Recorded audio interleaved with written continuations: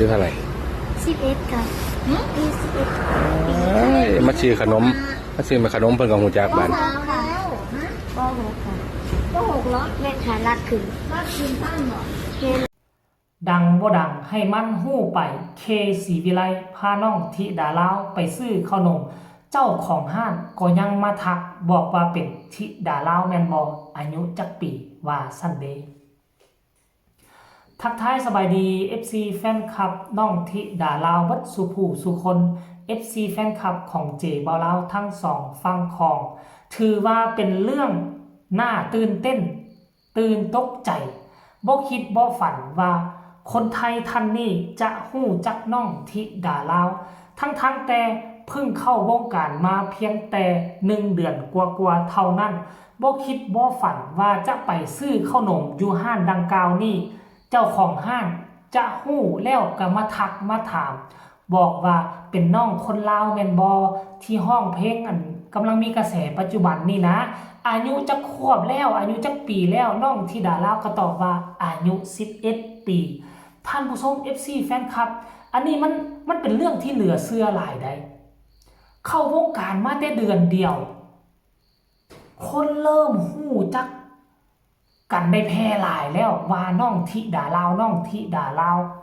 จนเฮ็ดให้นะเจ้าของห้างนะโอ้ยซื่นส้มเอาแท้เอาว่าทักทายสบายดีถามข่าวอายุอานาม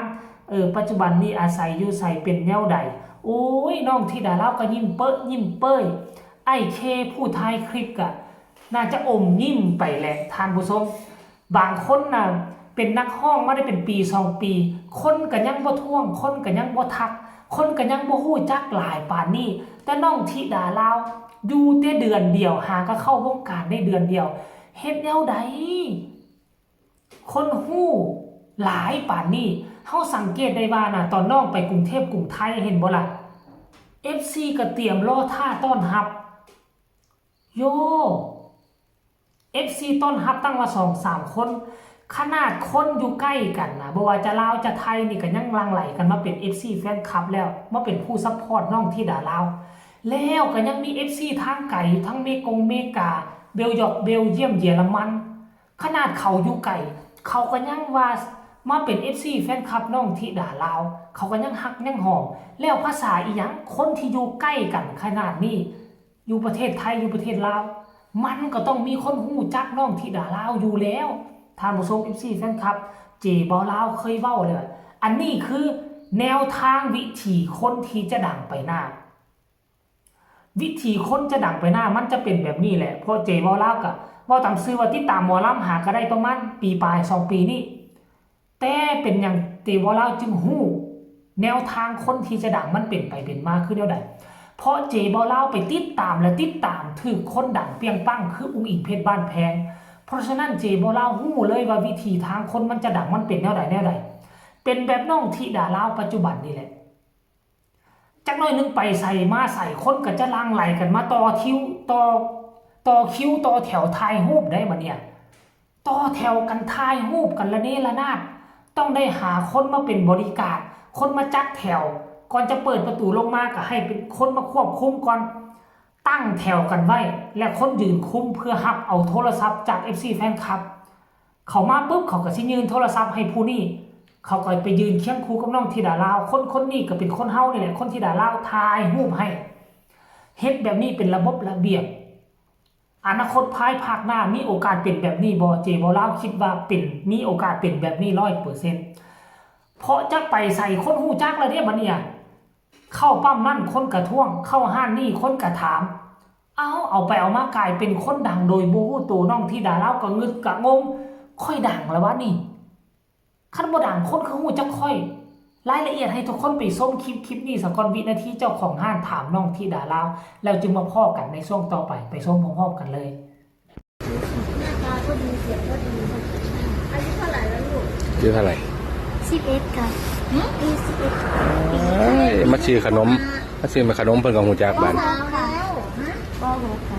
ป.6เหรอแม่ค่ะรัดขึ้นตั้งเหรอเฮ็ดล่ะไม่สำเนียงเหมือนภาษาคนลาวเลยเอาหนูเป็นประเทศลาวเหรอแม่นค่ะอยู่นี่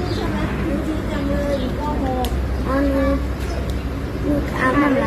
ที่ใส่ยังไงก็ใส่ถั่วสอง ใส่ทั่ว2เผือก2เผือกครับ หาเสน่ห์เลยเสียงแหบมันแน่สิริพรเลยเก่งจังเลยขอบคุณค่ะ ทุกคนเห็นแล้วบ่เจบ่าวลาวบ่ได้เว้าลอยๆมีหลักฐานมาให้ทุกคนเบิ่งซึ่งเป็นคลิปวิดีโอจากเคศรีวิไลเนาะหนึ่งในศิลปินอยู่ในค่ายศรีวิไลนั่นหรือบ่อันนี้น่าจะแม่นเนาะเป็นศิษย์พี่ของน้องธิดาลาวต้องขอโทษขออภัยที่เอาคลิปเจ้ามาลงเพื่อประกอบให้มันสมบูรณ์ให้ FC แฟนคลับกับเจ้าได้เห็นกับตาว่ามันเป็นเรื่องจริงจังได๋ก็สิมีบางคนว่าอวยกันนักอวยกันหนาว่าเจบ่าวลาวอวยน้องธิดาลาวแบบบ่มีเหตุมีผลมีหลักฐานให้เห็นเต็มตาคงจะบ่มีผู้ใดว่าเจบ่าวลาวอวยน้องธิดาลาวขนาดนั้นท่านผู้ชมเนาะอันนี้คือวิธีทางคนที่จะดังเจบ่าวลาวกล้าฟันธงถ้ายังเป็นแบบนี้ถ้าทุกคนยังสนับสนุนทุกคนที่เฮ็ดคลิปเฮ็ดข่าวเกี่ยวกับน้องธิดาลาวเห็นแล้วอย่าเลือนผ่านพากันกดไลค์กดแชร์ไปหลายๆโลดแชร์ไปให้หมู่ให้พรรคให้พวกถ้าพวกเจ้าพากันเฮ็ดแบบนี้ค่อยเชื่อว่ากระแสของน้องธิดาลาวบ่มีวันจะตกมีแต่จะดังไปหน้าติ๊กๆยิ่งพวกเจ้าแชร์น้องธิดาลาวก็ยิ่งดังน้องธิดาลาวยิ่งดังยิ่งมีช่อง YouTube มาทำข่าวน้องธิดาลาวหลายขึ้นกว่าเก่าแม่นบ่ล่ะยิ่งน้องมีกระแสเจบ่าวลาวก็ยิ่งเฮ็ดคลิปจากปกติเฮ็ด 4-5 คลิปก็จะมีฮอต10คลิปต่อมื้อมันก็จะเป็นการดีต่อน้องธิดาลาวทั้งหมดทั้งมวลนี่ทุกคนแชร์ก็เป็นส่วนหนึ่งในการผลักดันน้องธิดาลาวเจบ่าวลาวเฮ็ดคลิปก็เป็นส่วนหนึ่งที่พากันซัพพอร์ตน้องธิดาลาวเช่นกันเดี๋ยวเจบ่าวลาวสิไปขออ่านคอมเมนต์ 2-3 คอมเมนต์เบิ่งเขาเจ้าเห็นวิดีโอนี้แล้วเขาเจ้าคิดแนวใดเนาะคนนี้บอกว่าคนขายข้าวนมกะแดเว้าไทยเนาะว่าซั่นเด้กะแดเว้าไทยงงเด้โอ้ยเนาะหนูอยู่นิ่งๆดูงามมากอนาคตไกลว่าซั่นเด้เห็นคนอื่นถามเพิ่นกะเสงี่ยมเข้มคมนี่เพิ่นกะอายเด้เนาะบ่เต้นบ่ดีดเด้คนนี้ตบมือให้ปรบคนนี้บอกว่ายำว่าซั่นแซ่บว่าซั่นคนนี้ส่งมินิฮาร์ดให้คนนี้บอกว่าโอ้ยคักหลายว่าเด้ท่านผู้ชม FC แฟนคลับเบิ่งแม่ FC แฟนคลับก็มีแต่คนดีอกดีใจน้ำน้องธิดาลาวที่ถือว่าประสบผลสำเร็จในขั้นพื้นฐานถ้าเทียบใส่แล้วเป็นบันไดขั้นทับอิฐแล้วที่ขึ้นไปยืนอยู่คือบันไดของคนดังเด้อน้องไปยืนอยู่บันไดข้างทับอิฐแล้วต่อนี้ไปก็จะเป็นบันไดขั้นที่2ขั้นที่3มันก็กระแสมันก็จะโด่งดังไปตามลำดับไปเฮาต้องร่วมแรงร่วมใจอย่าสิเฮ็ดให้มันขาดวรรคขาดตอนจงพากันผลักดันให้น้องธิดาลาวไปถึงฟังฝันเร็วๆสำหรับคลิปนี้ขอฝากฟังเอาไว้ซ้ำนี้ก็แล้วกันฝากทุกคนกดไลค์กดแชร์กดติดตามให้แน่เพื่อจะบ่พลาดในคลิปต่อไปที่สำคัญจะกดข้ามโฆษณาพบกันใหม่ในคลิปหน้าสำหรับคลิปนี้สบายดี